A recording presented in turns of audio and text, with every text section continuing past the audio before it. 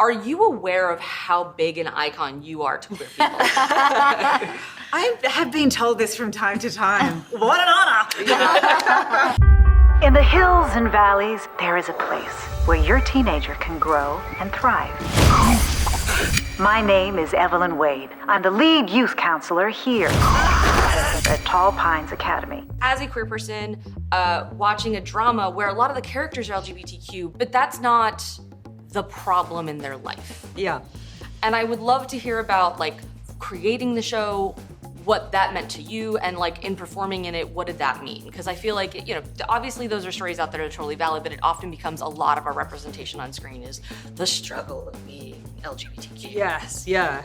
Well, that's always, I mean, in my life, I feel like my queerness is probably one of the least interesting things about me, probably. And so I always want to reflect that. And also I think, you know, you can sort of, if you break people's walls down and they can really relate to other aspects of the characters' lives, then you can kind of secretly sneak in your subversive stuff. But also I think for my character, Alex, and being in this town that is so progressive and welcoming and on the surface, I'm really interested in how desperate he is to be accepted and belong, and how badly he wants that heteronormativity and what he's willing to sacrifice.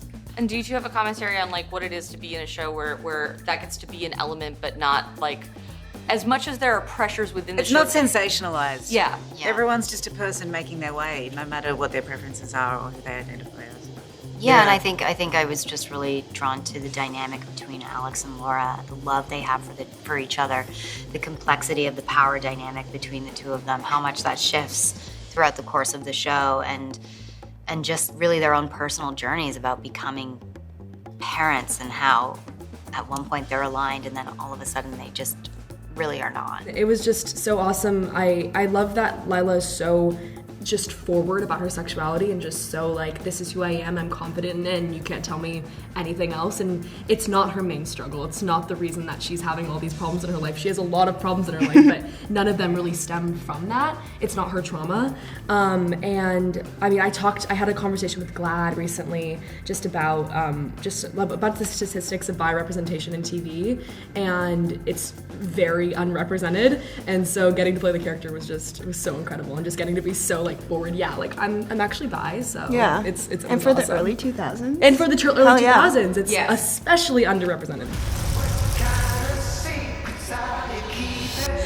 I can't wait for you to meet the new you.